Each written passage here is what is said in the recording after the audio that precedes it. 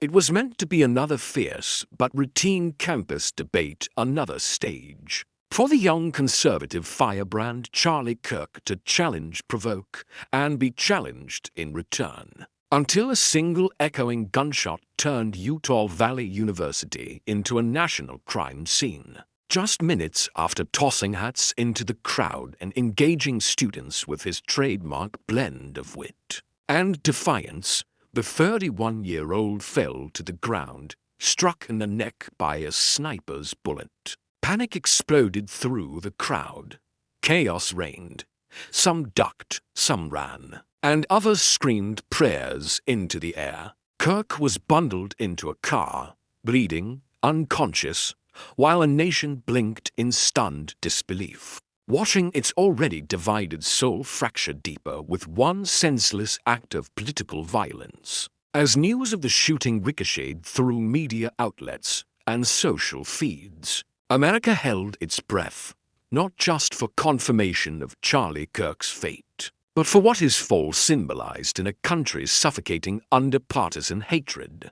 But while tributes poured in, so did venom. A political analyst was fired for blaming Kirk's own rhetoric, sparking a storm over free speech, accountability, and the right to speak, even provocatively, without becoming a target. The assassination had shifted from tragedy to cultural mirror, forcing America to confront not just who fired the shot, but why so many seemed to silently cheer it. As candlelight vigils flickered across college campuses and news anchors choked back emotion, a deeper battle raged beneath the mourning, one of narrative control. Elon Musk accused the left of fomenting hatred, while mainstream media splintered between condemning extremism and questioning who truly radicalized the killer. FBI investigators released grainy rooftop footage of the gunman's escape,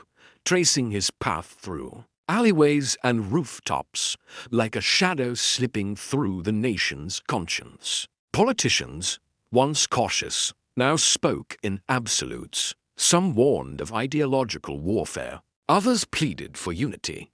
Yet the silence between their words grew louder, a silence filled with fear, frustration, and a dawning realization that America had crossed another line it might never uncross. In a dusty Utah suburb, the manhunt ended with a quiet knock. A friend of the suspect's family stepped forward, whispering a confession too heavy to carry alone. The name Tyler Robinson was released, a 22-year-old whose online footprint painted a chilling mosaic of ideological rage, radical forums, and a fixation on political martyrdom. Law enforcement hailed the arrest as a breakthrough, but for millions watching, it was only the beginning of a darker conversation. What drove him?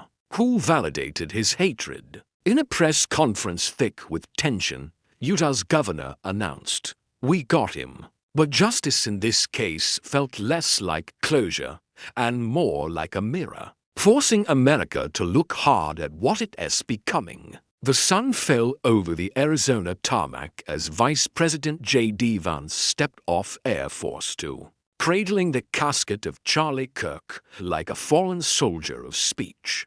His widow, veiled in black, stood clutching the hands of their two children as a crowd gathered not in silence, but in conflict, mourning and protesting side by side. At his funeral, Trump wept behind mirrored sunglasses, awarding Kirk the Presidential Medal of Freedom posthumously.